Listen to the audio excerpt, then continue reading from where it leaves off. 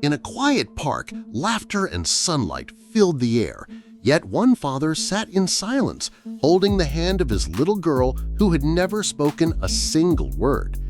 For years, doctors had told him nothing could change her silence. But that day, a stranger appeared, a black man with a calm presence and an unshakable determination.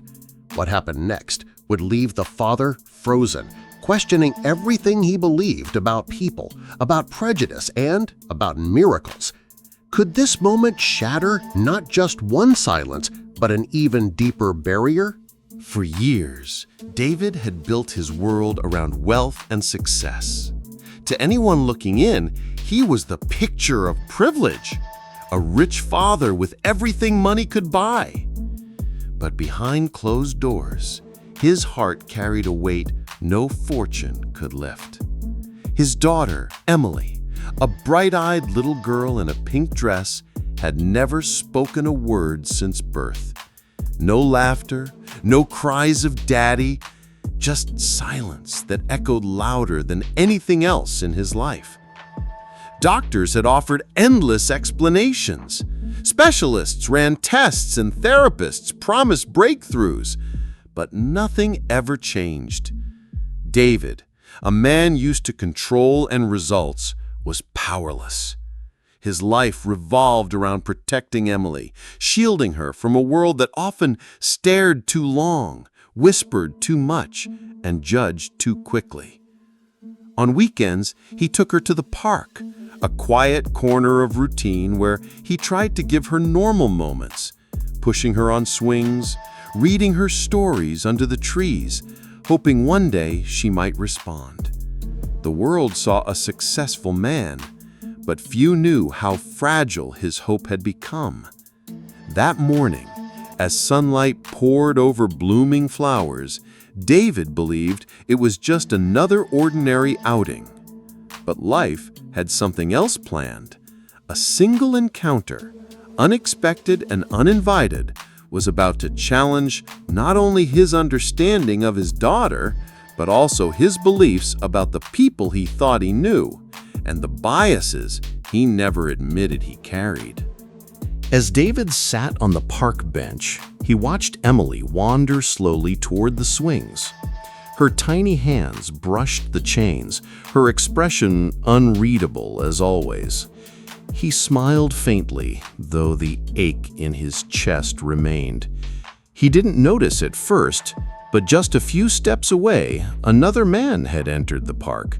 A tall black man with calm eyes and a quiet strength in the way he carried himself. The stranger noticed Emily standing silently by the swing. Unlike most people, he didn't look away awkwardly or whisper to a companion. Instead, he walked closer, kneeling so he was eye level with the little girl. David's attention snapped instantly toward them. His body stiffened. In his world, people rarely approached Emily. Most avoided her silence altogether. The man gently tapped the swing, then pointed upward as if inviting Emily to sit. To David's surprise, Emily didn't turn away. She looked at him, really looked, and then climbed onto the swing. The stranger began to push lightly, humming a soft tune under his breath. David's heartbeat quickened. Something about the scene unsettled him. He wasn't used to outsiders connecting with his daughter so easily. But then came the stares. A group of parents nearby had stopped talking, their eyes locked on the black man with the little girl. Their whispers carried across the park like poison. Who is he? What's he doing with her? Shouldn't her father stop this? David felt the tension rise inside him. He saw the unease spreading through the crowd. Some parents pulled their children closer.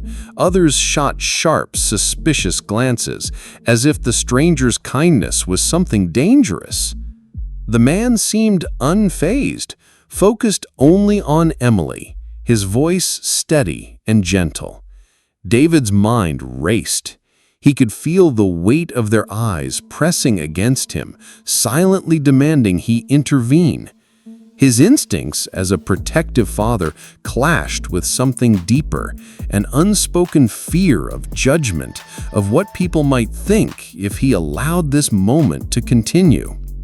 He wanted to believe in the man's sincerity, yet the harsh whispers, rooted in prejudice, grew louder in his head.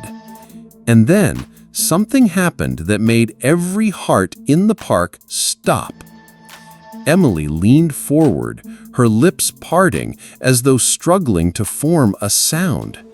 It wasn't clear, not yet, but David froze, his breath caught in his throat.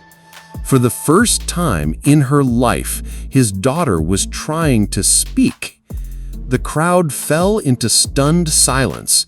Suspicion turned to shock, but David's heart thundered with fear, hope, and confusion. Could this stranger, the man everyone seemed so ready to condemn, be the one to reach his daughter in a way no one else ever had? The air in the park grew heavy, as if every sound had been swallowed by the weight of what was unfolding.